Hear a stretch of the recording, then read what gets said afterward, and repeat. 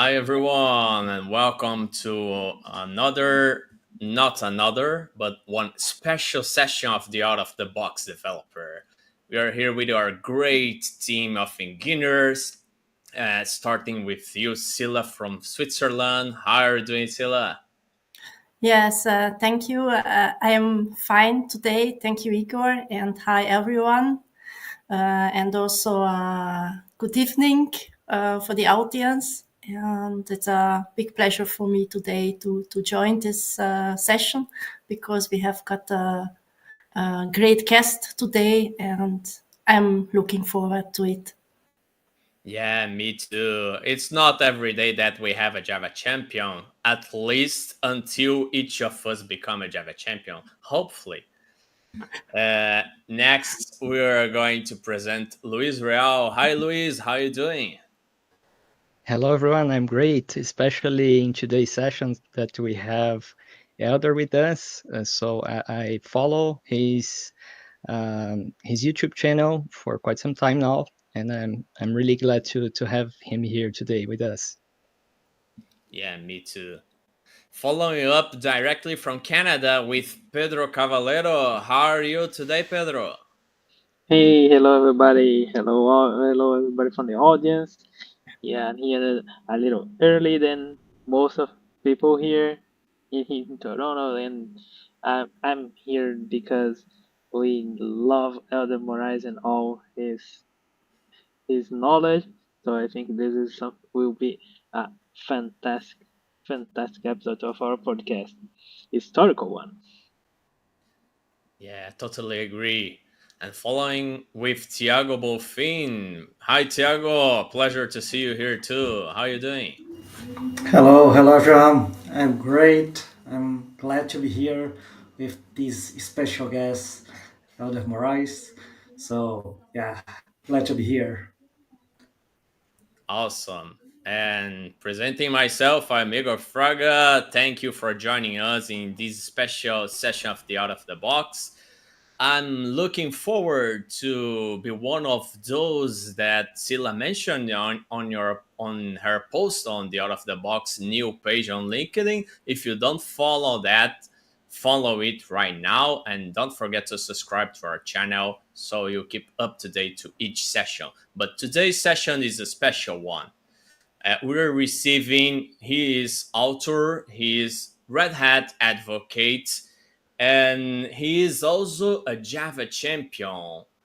Each of us dream or ever dreamed about that. And if you want to stand out of the cave and shine as a developer in the tech market worldwide, please welcome Elder Moraes to enlighten us. I do want to know a lot. I have a lot of questions to bring to you. It's a pleasure to meet you, Elder. We didn't meet in person yet, but hopefully we will do soon this year. How's everything doing, Elder? Well, I'm pretty good and pretty happy to be here with you guys. And thank you for having me. And thank you for your kindness. I was just listening to the introduction here. So I'm super happy to be here and looking forward to this conversation. So thank you again. Awesome. Thank you very much for joining us to give us your time. And if you're watching us, you want to bring your questions to Elder, please write it in the chat here so you can we can bring your questions to him. It's not every day that you have this opportunity, so do it. And starting here for with us, I will start opening the questions here. Each one of you have. Elder, I've heard a lot about you, especially this last year. I was one of these developers that were in the cave until last year, and I wanted to learn from you. And for a long time, I was that guy that, uh, you are good at your company. You do things that sounds great into your company, but no one knows you outside of your company, or in the industry, uh, what can you bring us to change this? Because if I'm good into the company, maybe I need to do something that I'm not doing to show it out of my company as well. Mhm. Uh, and I would say that if people know you inside your company, you are even ahead of some people, because there are people that just his or her team know that person, because that's a discussion that I was having with my mentees yesterday, that even inside your company, you need to get known in order to get, for example, get better projects, or get promotions, or get a raise, and so on. But that's another discussion that we can have afterwards. But you know, some people, and you all guys here, I know some of you in person, some of you just online, but you are all amazing developers. Uh, and we are lucky right now that we know you guys in the market, because uh, when the market don't know that you are amazing, the market are missing your knowledge in the market, not only for working in good projects, not only to get good positions, but when the market know what you know, we can have your knowledge more accessible to others. What do I mean when I saying that? For example, when Luis is giving classes at the college, or it's sharing, or is promoting, for example, a Sojava meetup, when Pedro is giving talks at TDC, or is coordinating tracks, also with Chila, also with Thiago, also with Igor, when you guys share your knowledge, or help sharing knowledge, even is from each other, you are bringing this up to the market, and everyone is it's getting the value from it. So I would start, and that's always my first answer when someone brings this question: how can I say what you know? Sharing knowledge. Everyone can share what they know. But Elder, I'm just a beginner. I don't know that much. I know that even if you are a beginner, you know more than some people in the market, because there are people that don't even didn't even start, or are just getting started. So everything that you learn, you can teach what you learn from the point that you just learned, because I'm sure there are some people that will benefit from it. So my first step for this answer is sharing what you know. Great, great. Thanks for bringing it. So, just to adding to what you tell us, share from your perspective, right? Each one of us will have a perspective and how they understand a special subject, even if that's tech related, because it seems usually that's something, it is how it is, but how you approach it, how you teach it, it will depend. You can watch a class from a person and doesn't understand a single thing, but maybe someone watch a video or read an article from you, and you wrote in a way that makes sense to that person. Yeah, and And just to add some to it, when you do it on daily basis, on always with constancy, you start to create your voice. What I call your voice is how people listen to you. And for example, if I teach Quarkus, and Pedro also teach Quarkus, even if we share the same knowledge and the same topics and the same content, but me sharing this knowledge will be totally different than Pedro sharing this knowledge. And there are people that will identify with Pedro. And there are people that will identify with me, identify with Chilo, identify with Igor, and identify with Thiago. And that's the beauty of sharing knowledge, because once someone identifies with you and starts to listen to your voice, to your message, to what you have to teach, what you have to share with others, you are helping that person. And we all here can do that. So that's the beauty of this knowledge sharing philosophy, let's say. Yeah, and there is space Uh, for everyone. yeah, and there's space for everyone. I was exactly was discussing with my mentees as well about this exactly topic, and the question that came is, well, how to start it in a way that it's not that difficult, because people would say to me, oh, but Pedro, writing a big article is difficult, or creating a YouTube video is difficult. How do we get to start like today? Mhm. How can we do that? Yeah. The problem is that we always look to the big mountain, you know. So people look, oh, look that guy, he wrote a book. Look that guy, he has 1,000 videos. Look at no, look, you can start by just, for example, you have a I imagine that we all here that we are working, we have a colleague on our team, and maybe we learn something that this colleague doesn't know, so we can share in 5 minutes. Hey, I just learned how to use this API. Can I share with you? Because maybe this will help you. And then I share what I learned. Uh, if I want to write something, I don't need to write a 2,000 words article. I can write 2 paragraphs on my LinkedIn, on my blog post or whatever. Hey, I learned this API and this helped me to do that. I can do it by doing this, and the result is this. And came back for the next post. That's how we start. And this is valid for whatever habit that we are talking about. For example, some people struggles with reading. Oh, I would like to read more, but I don't have the habit to read. Can you read 5 minutes a day? I'm sure that we all can read 5 minutes a day.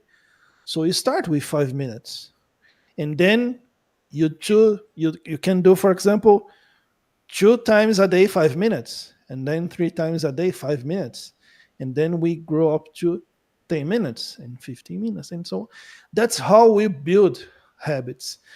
But most of us here stop when we are building these good habits, because we want to start by doing something great, and that's the recipe for failure. So start small, start with baby steps. I always use, when I have the opportunity to speak English, I like to use this expression, baby steps, Baby steps. because that's how you start. Okay, so we all here start with our first line of code. That's how we became developers. So why not doing that for our all other habits that we would like to create? So that's how we start sharing knowledge.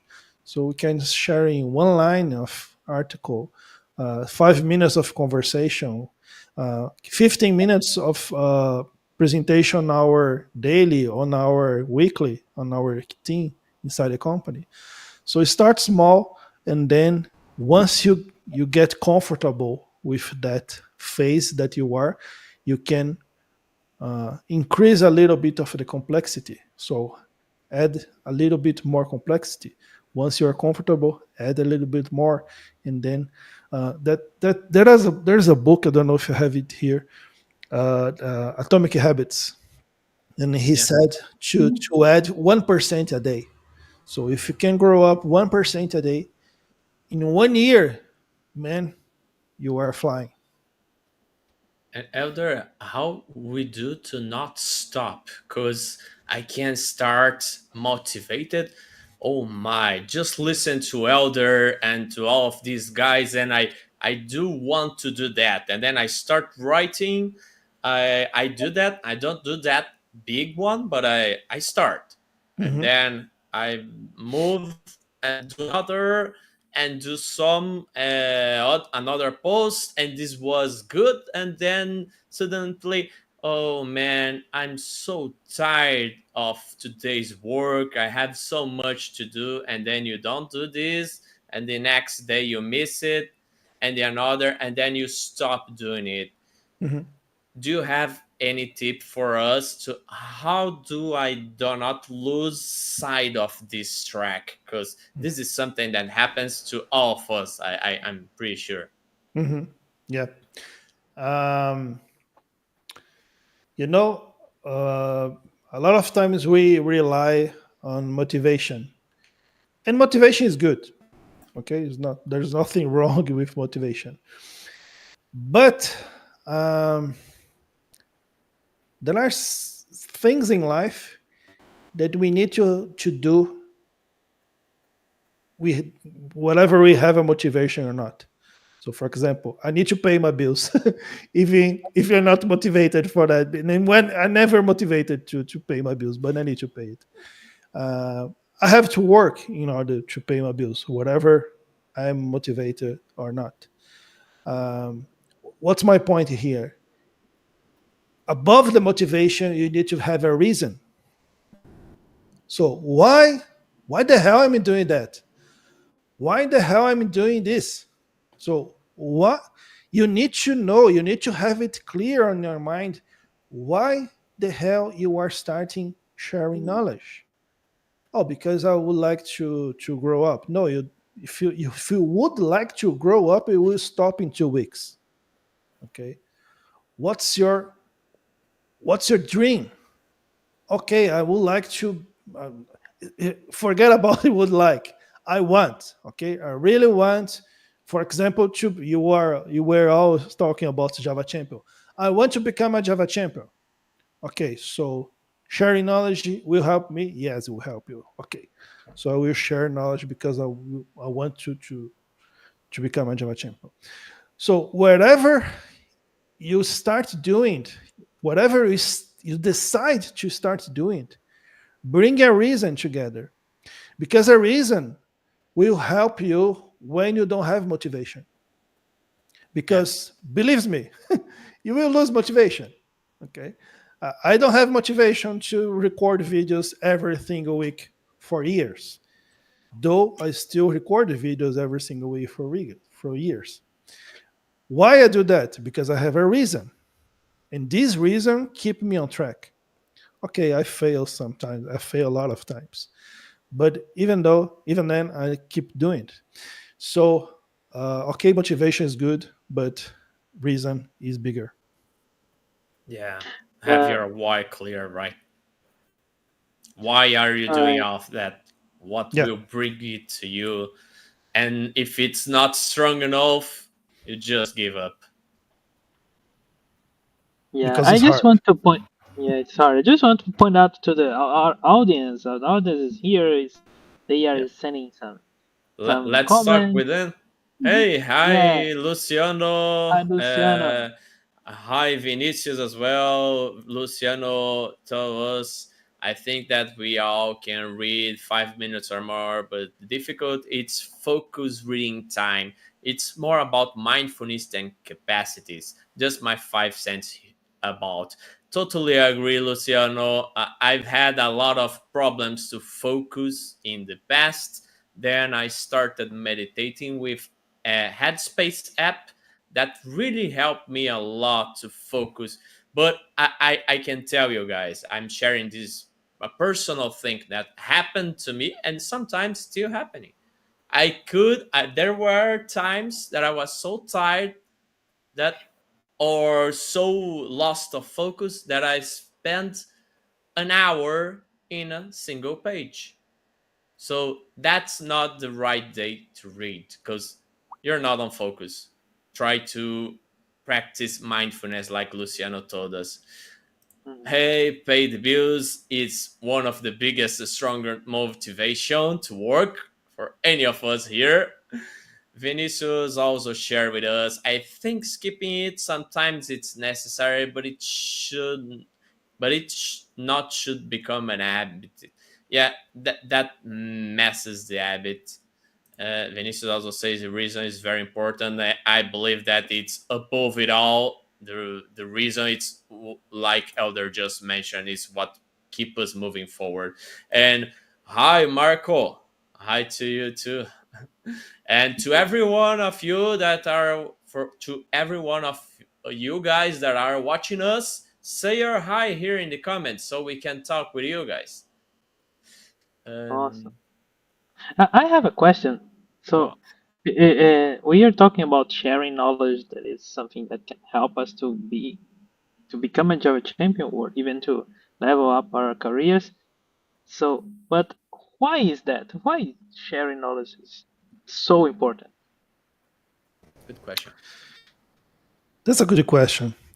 And I don't know how much time you guys have been doing software development, but this year I will I will begin 26 years old on my career. And when I got started in my career, this whole sharing knowledge stuff wasn't like that because there was a culture, especially in the software industry, uh, where the knowledge that I have, I need to keep it because if other people know what I know, they could get my job, they could get my spot here.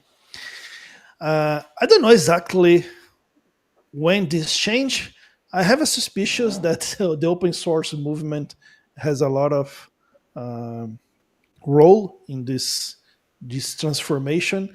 But the fact is that at some point in the industry history, we realized that once we share knowledge, the knowledge is distributed, and we have more knowledge being created, and we have people knowing more. And the key aspect here is when I share my knowledge with you, and this really helps you, I create in you a kind of reciprocity. I don't know if Reciprocity. that Yeah. reciprocity. Thank you, thank you for that. I created this kind of reciprocity, and this will make you at some point also will create you the willingness to help me at some point. And this willingness to help me could be translated, for example, in help me, I don't know, when I'm trying to solve some problem, when I'm looking for someone to help me to do some project, or if you are a hiring manager, maybe you will offer me a position, or as happened to me, if you are a publisher, you would can, for example, offers me to write a book. So when we are sharing knowledge, we are creating this ecosystem of reciprocity around us. And also, when we share knowledge, and we have an expression here in Portuguese that we say, maybe that is in English as well, but uh, the one that teaches learns more that the other. I don't know exactly the translation, but the meaning is when I'm teaching, I'm learning even more because the process of getting information and building an explanation and turning it in a way of, for example, speaking, a talk, or a class, and so on, this will activate a lot of parts of my cognitive system. And this will make me learn even more of that project. So the process of helping others to learn something will make me to learn even more. So when you guys sees me, for example, giving a talk, you can be sure that I'm learning in that very moment that I'm sharing with you. I'm learning. Uh, there are some talks that I give many times. For example, I have one talk that I gave on TDC, and I gave on JCon in Germany, and then I gave on TDC again, and then I went to Salt Lake City and I gave that talk and so on. So that same talk, in the fourth, fifth, or the sixth time that I gave that talk, I know much more about that topic, that subject, than my knowledge on my first time that I was talking about it. So that's why the sharing knowledge is so powerful, because you are helping others, you are creating reciprocity, you are building up your own knowledge, you are helping Mhm. people, and people start to see you as someone that know that topic. So it will gives you a kind of authority, a kind of leadership. So that's why it's so powerful. So, and if you look to the industry today, nowadays, uh, there is a kind of trend to realize that the most successful people that we see as developers, most of time, not every single time, but most of time, there is this trend to see that are people that at some point, at some way, they share what they know. Can be on written, spoken, on whatever kind of Mhm. media that we have. So, Elder, about everything that we talked about until now, about set goals, create habits, and share knowledge, you mentioned that you talked to your mentees yesterday. So I was thinking here, do you think that having a mentor helps you to do that kind of stuff? And as a follow-up question, recently on a Fuji podcast, you mentioned that mentoring is a way to help others avoid the trial and error you experienced. Uh, with AI tools now widely available, how crucial is professional mentoring? Good question. I used to say that uh, paying a mentor is like buying time, because you have someone that is in the same way, in the same path that you are, but a few steps ahead of you. And because he or she is a few steps ahead of you, he or she can guide you towards this path, can warn you about the obstacles, can teach you about the shortcuts, so you can move faster. That's why I really believe that uh, paying a mentor is like buying time. And I'm not talking about it just by guessing, it's because I made it. So I paid mentors, I still pay mentors, and this is bringing me a lot of time. The first, sorry, the first experience that I have with being mentored, and it was with Bruno Souza, that has been mentoring most of us here. It was like, and I always say that, it was like growing 15 years in three. So my guessing by that time is where that was growing like 5 times faster. And once I realized it, today, in these days, every single time that I need to learn something new, I don't buy a course anymore. I buy a mentorship, because it's much more effective. Yes, it's much more expensive, but it really pays off on the course of time. And connecting it with AI, my point with AI in this case is the same with other cases. Okay, AI is a great tool.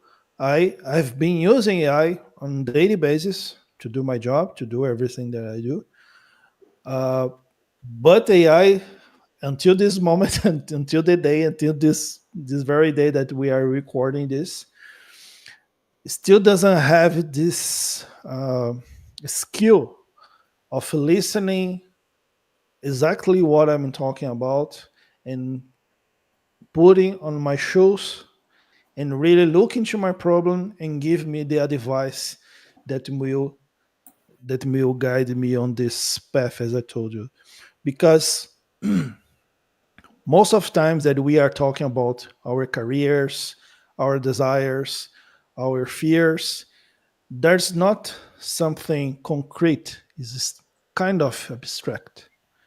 And until these days, I can only see humans having this kind of ability to look to these abstract feelings, pains, and so on, and give an advice that really would help, because it's something that is came from the experience. Is not came just by the full amount of content that are available, and we can index that content and create all those stuff that AI do on some way. But when we turn this in a way of giving insights to someone to failure less than that person would fail by doing just by trying and error, I can only see until these days a human doing that. So that's the today answer for this question. Thank you, Elder. I believe that I need my why more in my front to move forward on what my mentor teaches. And, So Igor, just adding on what you said, and I told you, talk to you guys about why, and that's a reason. That's great. yes, And but there are other stuff that you can add, not just the why, but for whom. For mm, example, if I fail, which are the people that will fail with me? In my case, my wife and my daughter. So when you have not just the reason, but the people that will succeed with you, you have even stronger reasons to work, to do the hard decisions, to do the hard stuff, to record the videos every single day, to write or whatever you decide to do. So when you add to this count to this formula, the people that are working with you, man, you have really strong reasons. that's much more stronger. That's awesome. Thanks for bringing these up. And let's just take a look on the new comments we have here on the chat. We have Samuel. Hello, everyone. Hi, Samuel. We have Vinicius. It was talking on the learning subject. I'm learning English and I find here an opportunity to practice, and probably I will commit some mistakes. No problem. You're together with us practicing and learning. We are Luciano, all here committing mistakes, so don't worry. absolutely. And that's a good thing to mention, because many people don't try things because they are afraid of making mistakes. I include in the past. Don't be afraid of making mistakes unless you die, of course. You're not gonna jump from a window on a building because you know it will not work unless you're with a parachute. Not this kind of mistake, but trying something on coding, on writing articles, anything that we were mentioning here, or like you just mentioned that you're learning English, give it a try, write it, try to speak with someone in English. That's how we learn stuff. Then Luciano Seibel added here, agree with teach is more about learning, and it's good to see all of you here giving us your knowledge. Thank you, Luciano. It's good to see you here and that you're enjoying this as much as we are. Then Vinicius says Bruno Souza the legend. He is. He is one of the legend. Ouch. I don't know. Hi, Leandro. Hi as well. So very good with the comments here. And you mentioned I have another one. If you do you wanna ask something, Tiago or Tila? Do you have something on the queue before moving on? Yes, I have a question about presentations that you mentioned recently, Elda, that you made over 500 presentations in 9 years. And I'm just wondering how you are doing all those presentations. Is it okay to repeat the presentation several times? What rules do you set, or where do you get all of your ideas to put up a new presentation? Okay. Yes, it's totally fine to repeat a presentation because even if you are talking, let's rephrase that. It's very, very difficult that you have the same audience listening to you. So that's why there's absolutely no problem to repeat a presentation. Even here in Brazil, when we have the all TDCs in the course of year, so we have one TDC in São Paulo, then another in Florianópolis, then another one in Porto Alegre. It's very usual that I send the same presentations for three of them, not only because it's in different states here, but even if they were all happening in the same state, it's very difficult that we have the same audience. So that's not a problem at all. And even more if we are talking in different events. But Elder, I know that a guy that saw my talk in one event and then in another event. That is not a problem, really. And as I talking the last example, even when I repeat the same presentation, the 3 times, the 2 times, the 5 times that I do the same presentation, they are different because every single time that I do the same presentation, I change something, I rephrase something, some story that I talk in the presentation, I changed a little bit because it didn't work that well. So I always say that our talks are never done because especially my talks, I know other speakers, but my talks they are never finished. They are never done because I'm every single time that I do that presentation, I change something. I was with Luis a few months ago doing a meetup, So Java and Quarks Club, and I did that virtual threats presentation. I don't know how many times I did that presentation, but in the very day that I was presenting that on that meetup, a few minutes before I was changing code, changing something that are really structure of that presentation. So they are never done. About the content, about the what to talk about. My first in my preferred way to get insights to create a new presentation is asking the audience. So, for example, a few years ago, I decided to create a presentation uh, about native compilation with Java using GraalVM.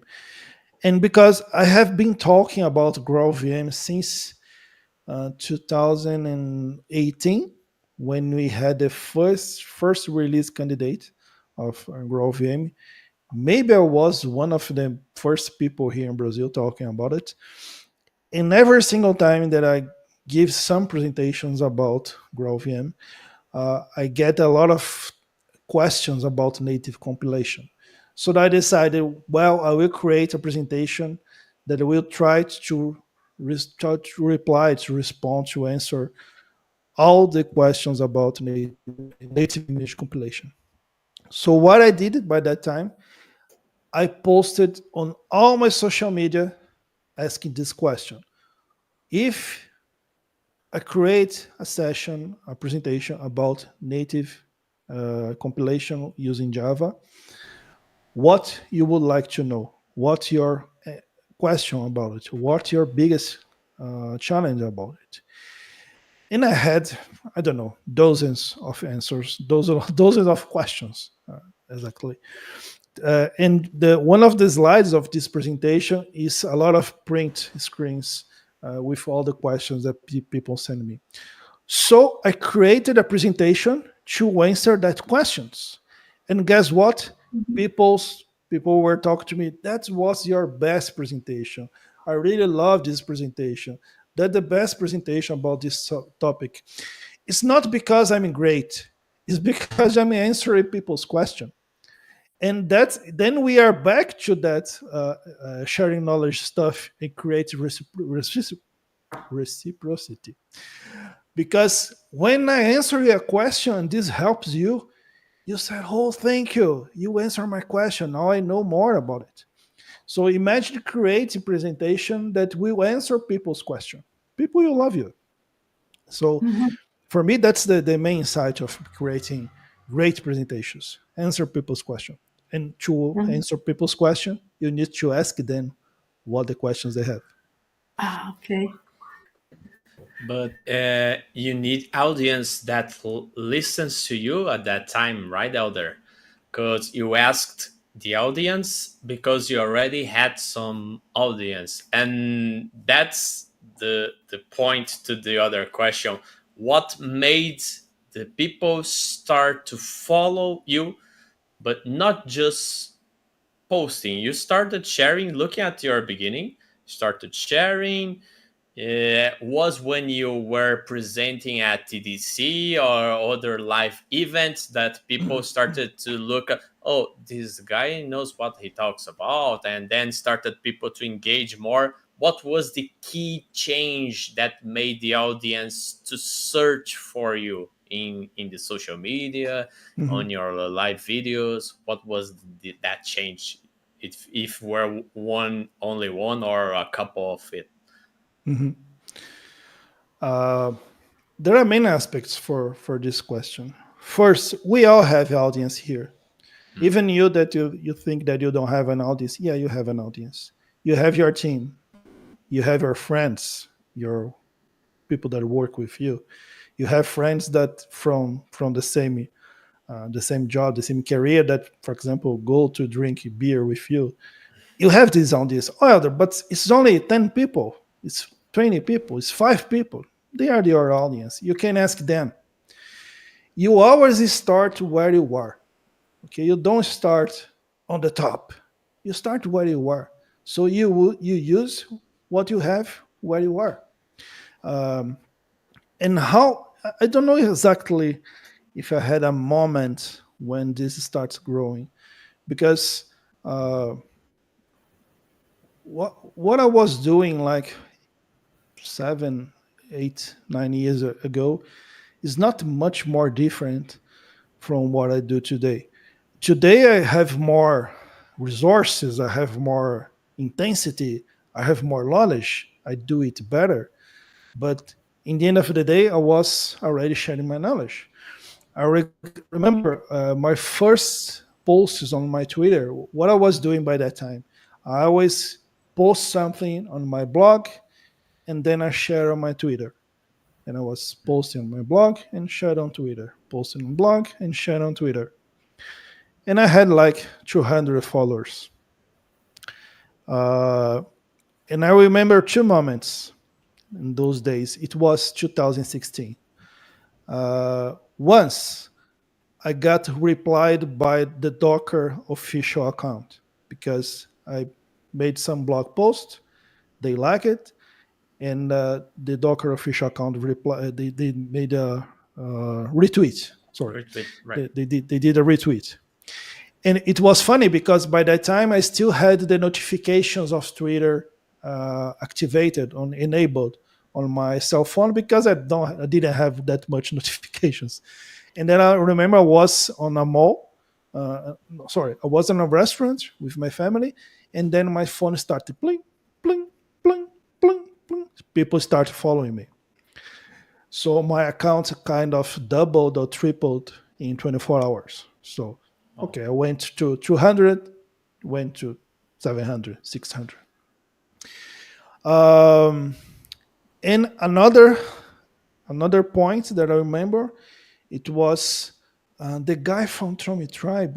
What's the name? Tommy Tribe founder. It's David Blevins. Um, Also, the same thing. I was keep doing. I still doing what I was doing, posting, sharing. And then one day, all of a sudden, David Blevins retweeted one of my tweets, but with a comment. If you don't, if you're not following Elder, you are missing a lot of good content. Wow. Also, my account boom doubled. So I went from 5,000 to 500 to 1,000, 1,000 and something. And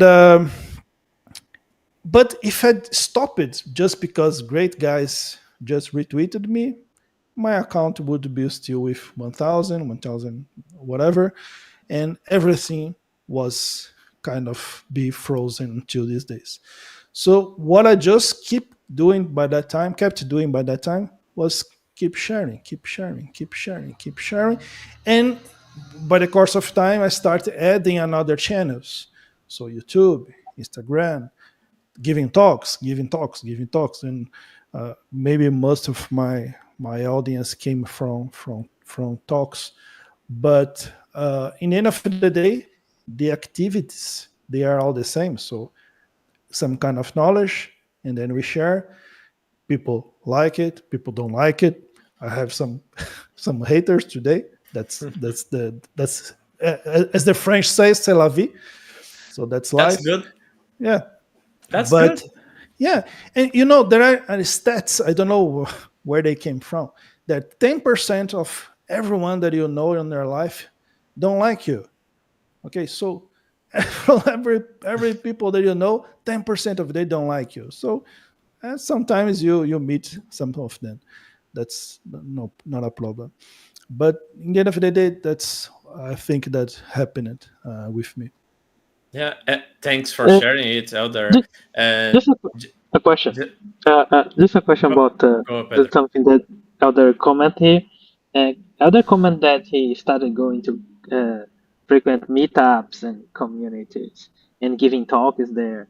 Uh, well, in the next hour, I will be in a meetup here in my first Oh. meetup here in Toronto, but I'm just participating. What tip what tips do you have for people who start going to meetups and try to use this community to use this idea of participating communities to grow in his career? Hmm. Mm, uh, for me, community is something that if you are not involved with some kind of community, you are really missing a lot of results for you and for your career.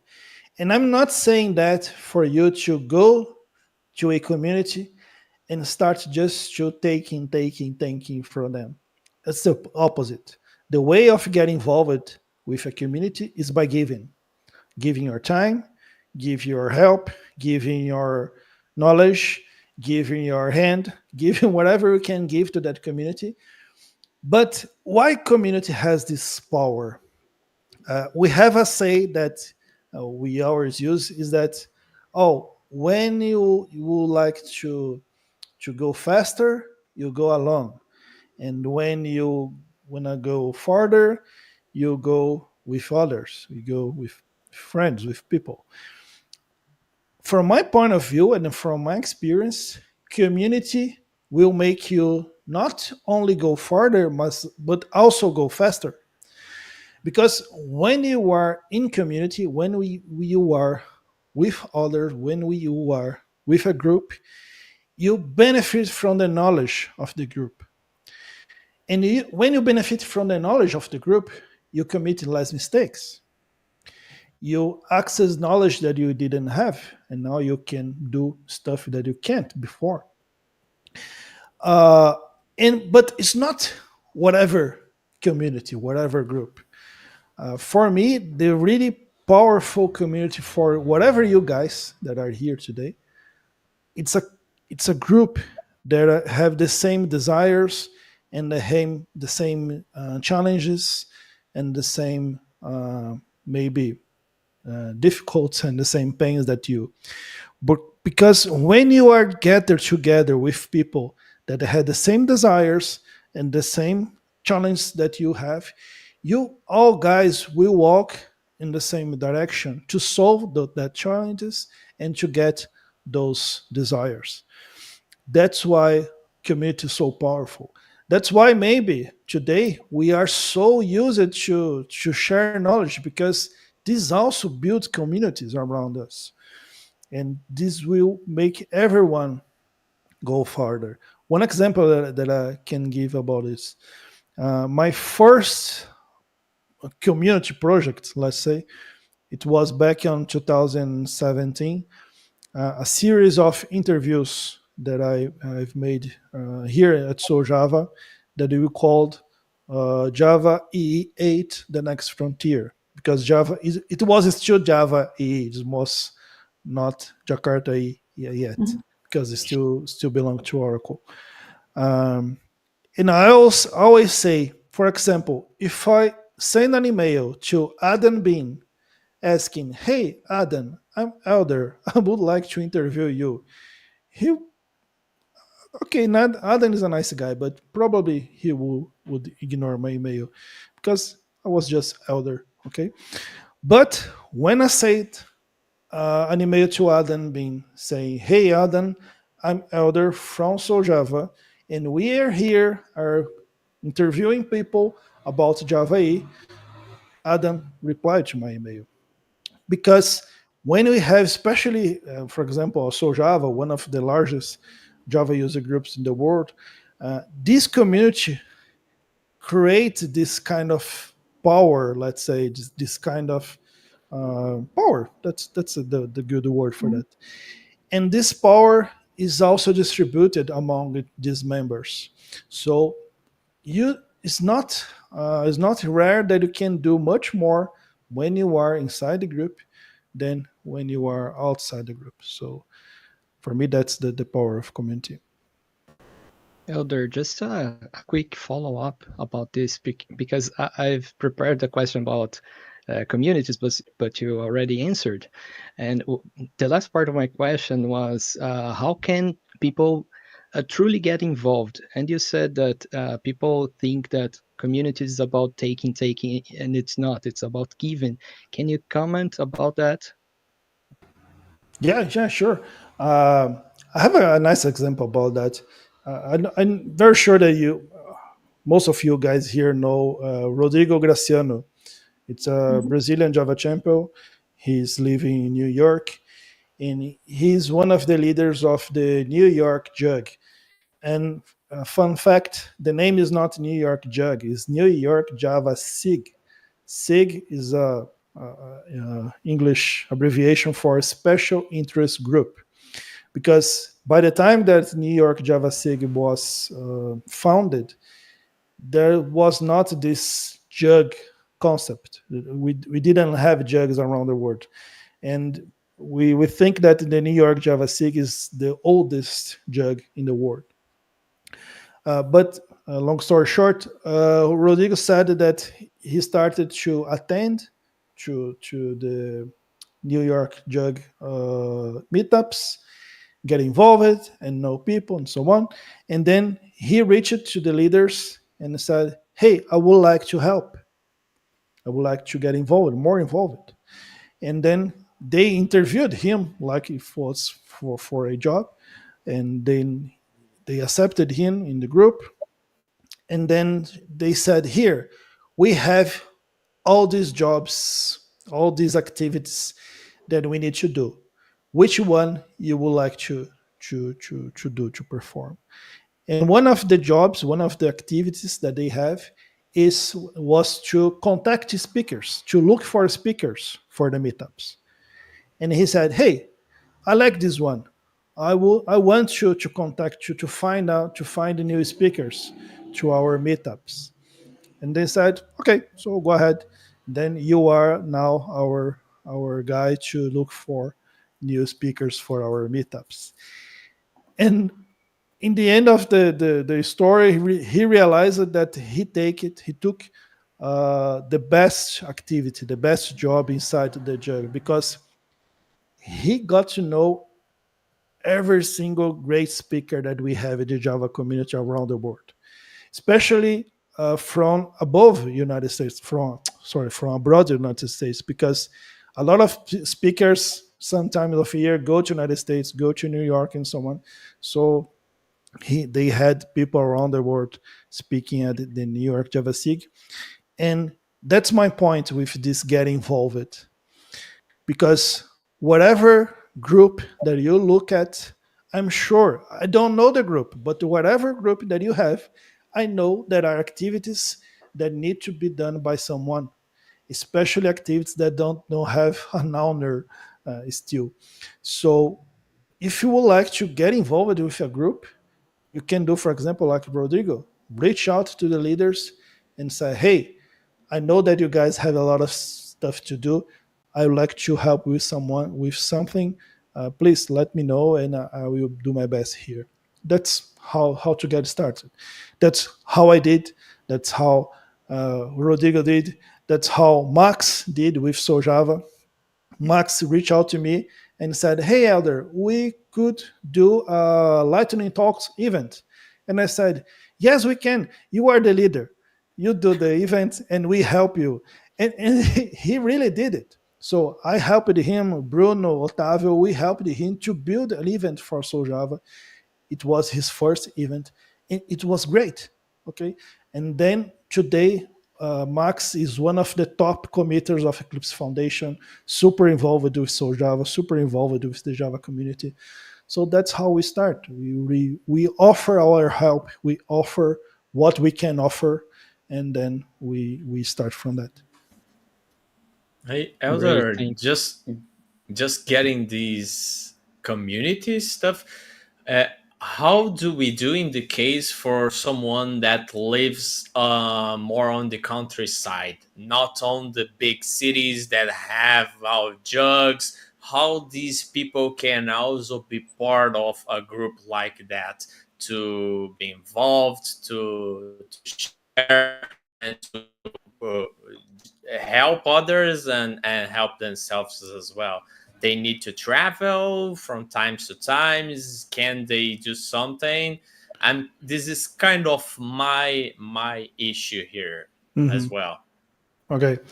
Well, we can have a mix of many options. First one, online stuff. So, for example, if you go right now at the Soul Java Discord, you will see that we have the collab times. We have a special channel for collab times. What are the collab times? There are times of studying and sharing and talking that people do on Soul Java Discord, and you can do it whatever place in the world that you are. So the first one is, and the easier one is, and it's not only for people on the countryside. For example, I'm on the São Paulo area here, but most of my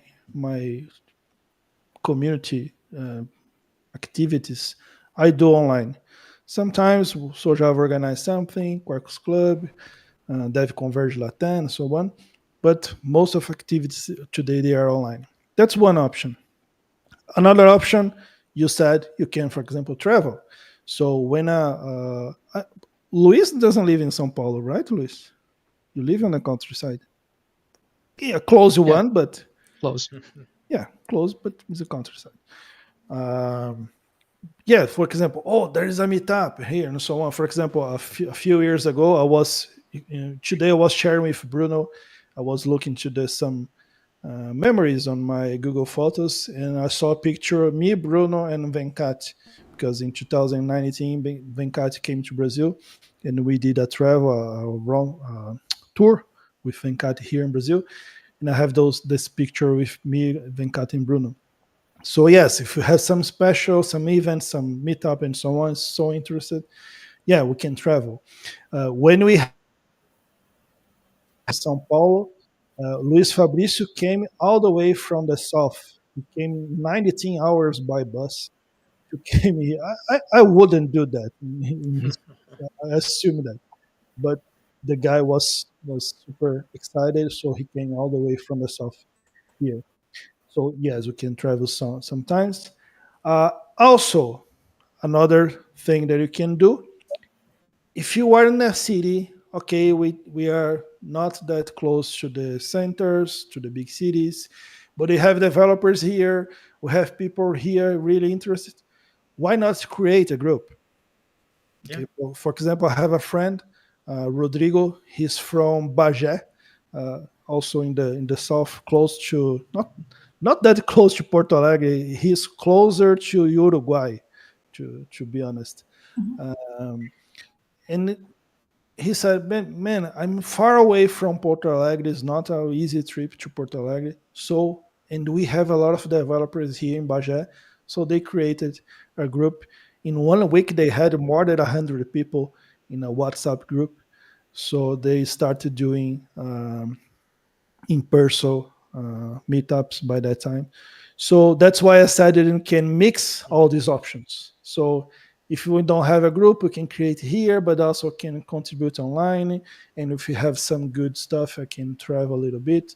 So you can use all these options or just pick up one, your preferred one, and go ahead. Yeah, About traveling, absolutely. Bruno made a comment in the chat. Yeah. Yeah. Hi, Bruno. Traveling from time to time is necessary, even if you live in a big city. Yep. And even we do have some two more comments about that from Luciano. I think that online groups are essential nowadays, but more important is easy to find the groups online. I better notice using social medias and so on. And the physical meetups are nice, just one or two on the year because there are costs involved. Yeah, there are costs involved. Um, I would like to have more physical I have an meetups. insight about cost. Go Can on, I, Welder. can I share it? Absolutely. Yes, there are costs involved. But if you are able to show your boss that when you go to a meetup, to a conference, you can do one of those three stuff. One, bring more money to the company. Two, help the company to spend less money. Or three, help the clients of the company, the customers of the company to have a better experience with our projects. If you are able to convince your boss that you can do that by going to a meetup, by going to a conference, your chances to get those costs covered by the company are super high, super high. Okay. Um, if I told you today that I don't cover my own costs when I go to the events, maybe you'll say, well, you are out there, you work for a Red Hat and so on. Okay. Okay, I'm doing this today. But the companies didn't start to paying me to go to the stuff just when I got hired by Red Hat. Okay, and this is something that you need to learn: how to convince the companies to pay me to do stuff that are important also to me. If you can link this importance to you to the something that is important to the company, your chances are super high to get approved. Sounds great. Sounds great, Elder. That's something that it was one of the questions that I had on my head as well. And thanks for answering it. Let's take a quick look on the other comments that we have here. Dajavero mentioned that my study is entirely based on articles and books in English, and I am often criticized for using this approach. Some say that I waste a lot of time reading, but I feel that by reading articles, I think he would complete that. Yep, but if you do read in English, of course, you're a step ahead if you're looking for an international career. That's what I would add to you. Hi, Jeremias. How can we count the years of experiences as developer? Uh, I would Mm, say the years if you practice, the more you practice, the more they yeah. count. I start today, start counting. One Okay. year, 2 years. I would tell No, you no. something even more. Don't count the years. Make the years to count. If you if you get the maximum of each year, they will you will get much faster where you want to go. Of course, don't get mad at it because I've seen people, especially juniors, trying to get to a senior level in less than a year. Forget about it. You keep working, keep learning at a good pace, at a healthy pace, but don't get mad. You need rest as well in your mind. Otherwise, you will not fix anything here. And teach And people. We have talked about that here. Teach people, share what you have learned. I've seen amazing stuff from junior guys sharing even video tutorials on LinkedIn on their page, and that's really nice. It's a hello word at the beginning, but no problem. That's how they are starting. one comment about this making the years count stuff. Many people think that if we just let the years go, things will happen. I got a few comments on my content. People saying, "Hey, this is nuts. This is useless. If you just keep working, things will happen." If that was true, if we got, for example, a taxi driver, a cab driver with 40 years, he could be a Formula One driver Yeah, because he have 40 years driving on the streets. And that's not what. Well, we had Nigel Mansell, but he made the opposite. He was a Formula One driver and he became a taxi driver. But the opposite I never saw. Okay, a truck driver with 40 years became a Formula One driver. So it's not just the years passing; it's what you do is making the years count, as Igor said. yeah, great. Great analogy. Awesome. Then Luciano, bring training your read is always a good idea. You try your English comprehension, and at the same time, you're analytic through about sentence and text understanding. Absolutely.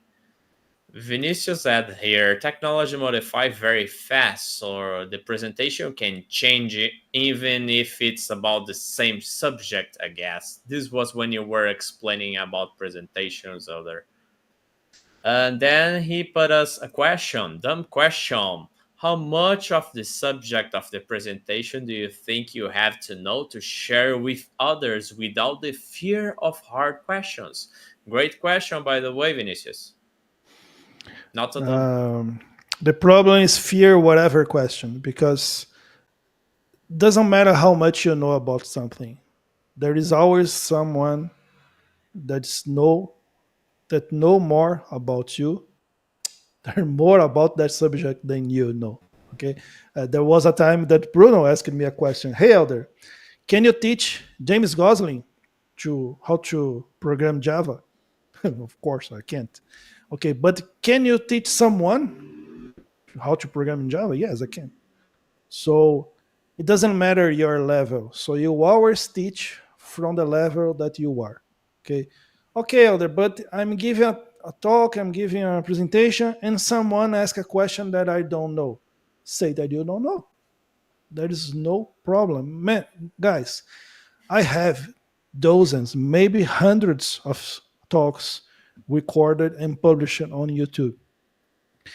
I don't know exactly if the events share also the Q&A part, but if you watch and you see the Q&A part, there are sometimes that people ask questions that I don't know, and I said, man, I I didn't reach that that phase. I didn't came to that part. I can search, and then if he reach out to me again, I can answer it. But there's no problem because again, there is always someone that know more, and even there's there's not always the case that the person knows more than you. They just ask the question that you don't know it.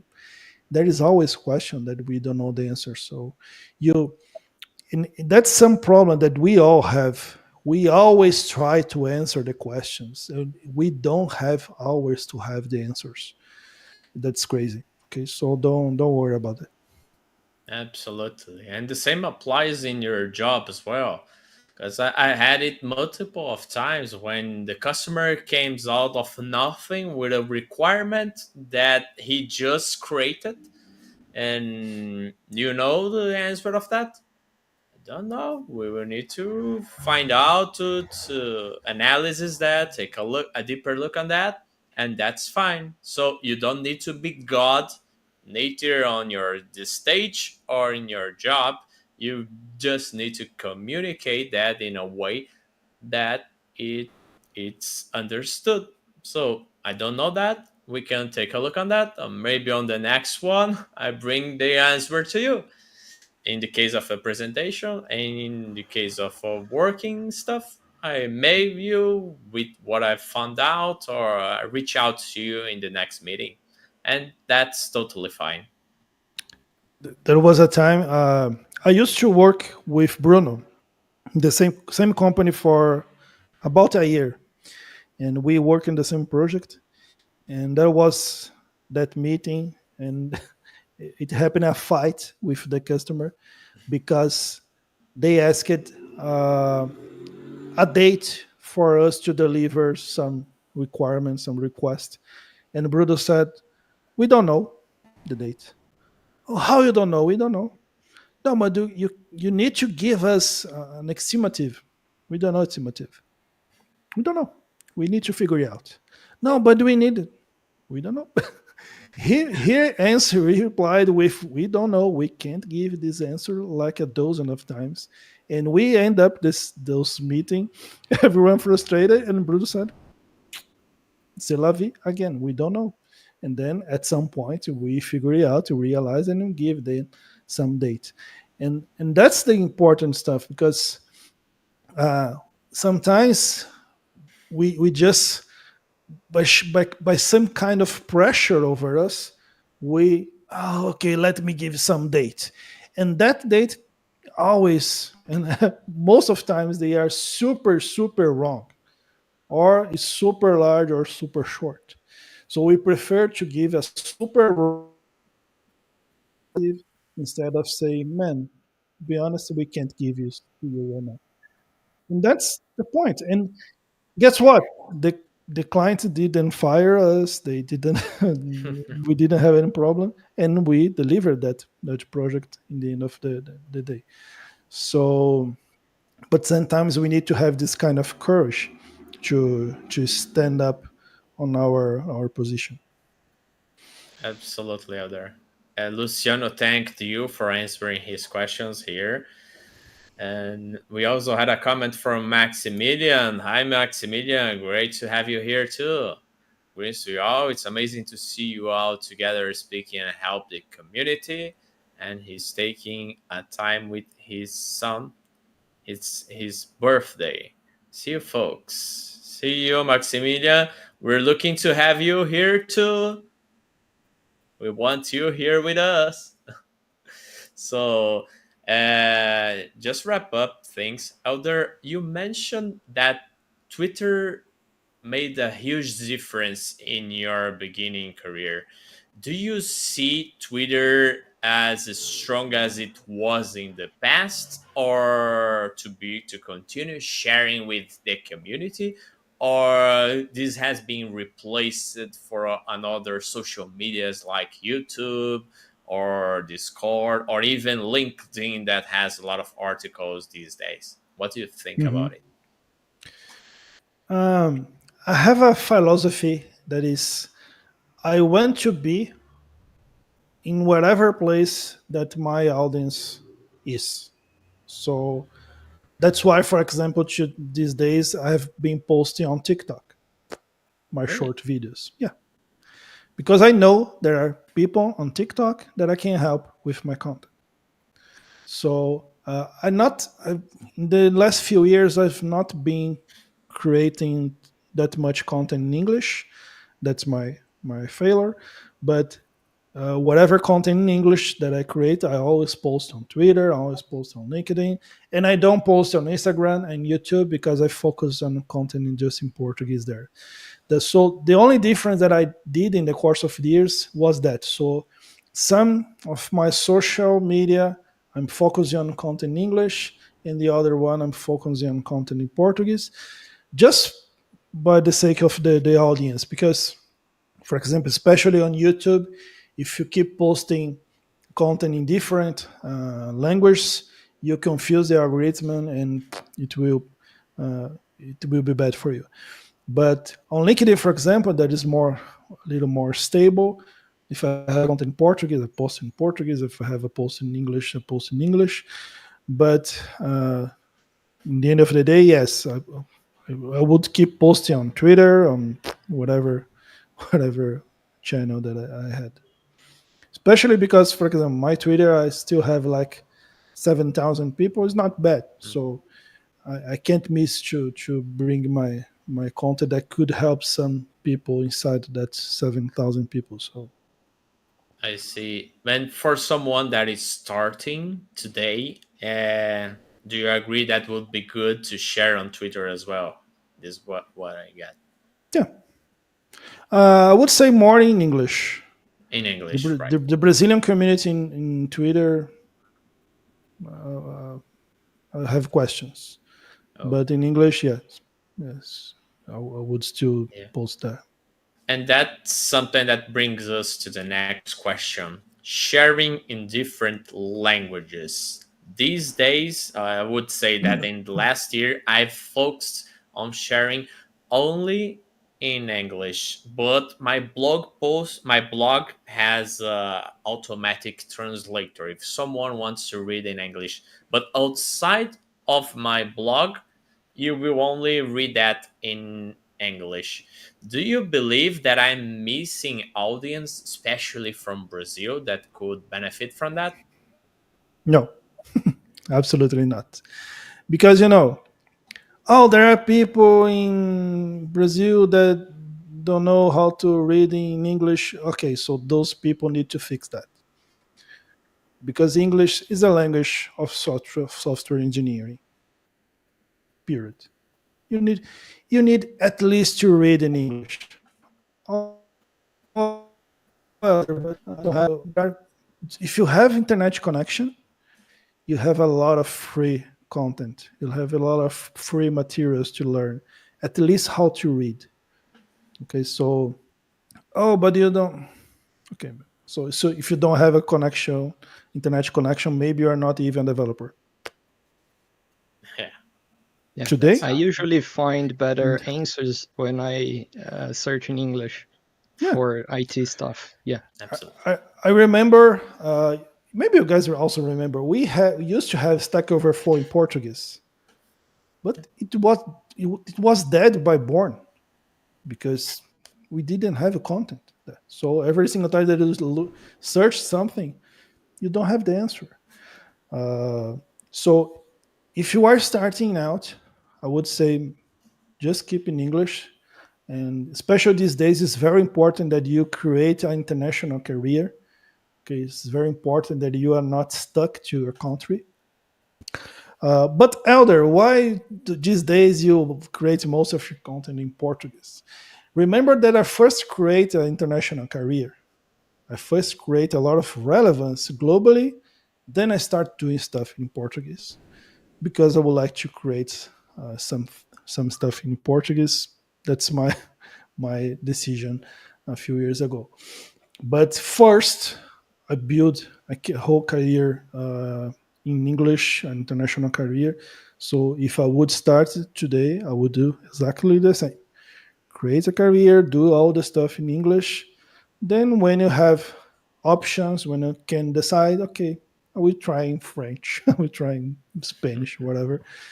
But I have a background that, because remember, today, if everything goes wrong, if I lost my social media, if I lost all my channels, whatever, my content that is online, I have a background. I can start really fast, can restart really fast and build everything again. So that's why I would do in English. Absolutely. We do have two comments about that as well. Vinicius, English is the documentation language and the code language as well. And Luciano, yeah, I agree. English is the standard for communications, at least until now. Let's see now that with the rise of DeepSeek, if we are going to start coding in Mandarin. I hope not. But we always think about, oh, Mandarin because China is so great. Yeah. We have 400 million people in China studying English. We have more people in China studying English than we have people in the United States speaking English. Oh my God. So even with China, we still need to learn English. Uh, Otavo once said that the English is for the software development as the scores are for music. Okay, you can play music without reading scores, but you will miss a lot. Okay, that's the same for the software industry. So you can be engineer without knowing English, but we'll miss a lot. You miss results, we miss opportunities, we miss content, we miss people that you can't meet. So you are always missing uh, unless you solve this English problem. Great, great, Elder. And I have one last question from my side here. And since you're from Hat Hat, how do you see sharing and I would say not sharing, but contributing to open source these days, and how someone can get started?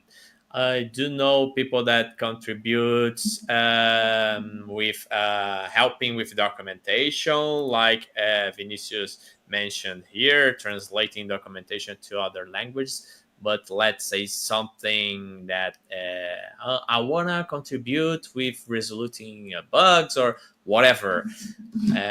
What can you tell us about starting on open source projects, and also how these can help you build out your career? Mhm. First, open source is the fastest way for you to work on the main companies around the world, especially big techs. Okay, people many times struggle. Oh, I would like to work for techs, for Fang, for Mang, and so on. And that's great. Yes, they have all those crazy selection process. But guess what? All the big techs around the world, they are huge open source contributors. And I will tell you something that I heard many times from people inside those companies, from people that hire engineers. They always said, hey, if I have an open position on my team, the first place that I look is on our committee, on our committers list. And okay, many times the committers are they are already our employers, but look, this committer, he or she is not our employee yet.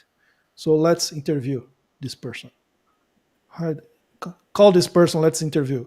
Hey, would like, and realize that when you have a top committer on a project, that person already knows the code, already knows the process, already knows the product, already knows the technology, everything that is involved in that project, that person already knows.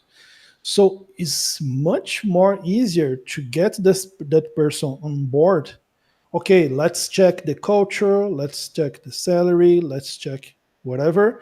But the technical part is done because that person is already a committer. And I know I have a friend, a very super good friend, that he leads a team of 60 or 70 people. They are all committers brought from the open source contribution. They were not, they didn't came from the market, from the industry, from LinkedIn. No, no. They came from the list of committers.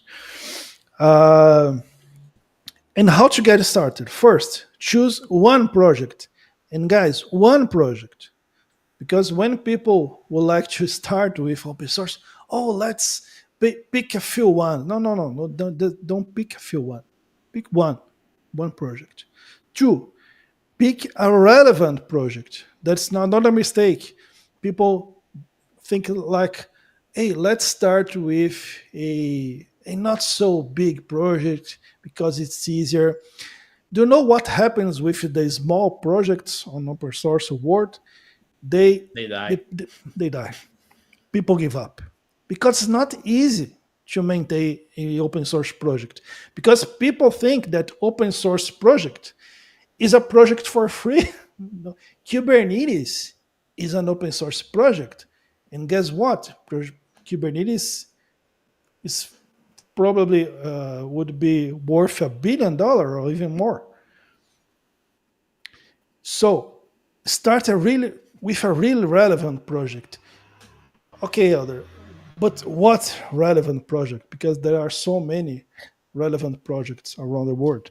Okay, so pick one that is relevant for you. So, for example, today, if I would like to start contributing, I would start with Quarkus because it's super relevant to me, or with Kubernetes, or with, I don't know, whatever project, open source project. I would pick one that is relevant to me. Why? Let's be back to the reason again. Why the hell am I contributing to this project? Because I use it every single day. I use it on my daily basis. I use it here in the company. So I deploy applications in production using this open source project. So I will contribute with that. If you look to the Quarkus list of committers, there are many of them that are people working for companies that use Quarkus. Most of them are not from Red Hat. They work for companies. And guess what? Those people are strong candidates to be hired by Red Hat because they are super high level engineers working with Quarkus and then can be hired at some point. Okay, so you pick a relevant project, a project that is relevant to you, and then you already gave the tip. Start by doing stuff that the engineers don't want to do. Documentation, website, fix typos. Today they have a very good approach that is tagging some issues with a good first issue or good first time issue. I don't know Yes. the term, but is that issue that is good for someone that never gets some issue with that project? Is an issue to start with, because when you get this issue to start with, you will start to learn how that project works. What's the process? What's the policy? What's the standards? What's the documentation? So whatever. So you start doing that again, daily basis with constancy and so on. Start baby steps, start small, start easy, because if you start strong, you will give up and so on. So the same tips that we gave for content sharing, creating talks, changing your habits is also valid here. So if you start by doing that and you keep doing it, because the thing is, most of people will not keep doing it. So if you just keep doing it, you will stand out from most of the industry. So sometimes we think that the people that we admire, the people that are successful, they are super genius. They are super, well skilled people. Sometimes they just didn't stop. And guess what? If you don't stop and you keep doing it, don't just let the years pass. Otherwise, you will be just a taxi driver for 40 years, and then yeah, you can reach out. That was great, Elder. Just a Thanks a lot for comment, sharing. a quick Oh, comment about first good issues. There is a tool that helps you filter first good issues, that is Git Begin. And this is share it. another open source project I shared with you in the private chat. If you Oh, great. I'm cooking it. Let's yeah, paste it here thanks. for the audience. Yeah, Let's. I have just done it. Should come. Oh, awesome. Yeah. Yeah, thanks. Oh, I have one of my mentees here, Rodrigo Fernandes. Thank you, Rodrigo. And also, Hi, Max Rodrigo. was here, also is one of my mentees. So thank you. We Yeah. also had some comments around here. Vinicius mentioned that Just it was one, a great one question. thing, Igor. Oh, go on. Go on, Pedro. Yeah, I unfortunately I need to go. It's amazing to stay here, and then I would love to stay, listen to elder lessons here. So thank you, elder, for and thank you everybody so much. But I really need to go. Sorry about that. Thank you, Pedro. And Thank when you, I Thank you, Pedro. everybody, when I go to Toronto, I will have a coffee with you. for sure. I'll be waiting. See ya. Bye bye. Yeah. See you. Thank you, Bye. Pedro. Uh, and I would also want to add something more like a recap, and because we talk about many things, and I think maybe this link that we shared here it's maybe not the best thing because, like Elder said that we should think in a relevant project for ourselves. For example, if you are a Quarkus developer, Quarkus. If you work with Spring, Spring. If you do not work with Java, maybe you can choose another framework, probably an open source project, and then contribute to it. And because you talk here about sharing and this kind of things, so maybe by reading the documentation, reading the code, a code that is relevant to you, you can figure out new ways to do better things. And by learning these kind of things, you can also share. So you can take advantage on trying to contribute to open source because you learn more for yourself and also you can share that, right? So you can do all Mhm. of these kind of stuffs. And I'm glad, Elder, that you are here. Thanks a lot by being here. I don't know if you have more time or not, but thank you to be here because, like we share here, you do many things. You record video, you do many talks. You are a book writer, so you do many stuffs. And even though you have time to be here sharing these amazing tips, so thanks a lot for being here. Thank you, Thiago. My pleasure, my super pleasure to be here with you guys. Thank you. Yeah, and that's not just a simple session. We're an hour and a half with Elder here. So thank you very much for staying that long with us.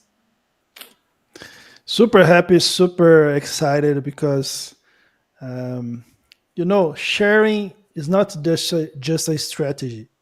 Sharing is not just something that you do just to grow up. Because if it was that case, it would be just a taker, you know. And I know that Bruno always talks to you guys about taking and giving, to be a taker and to be a giver.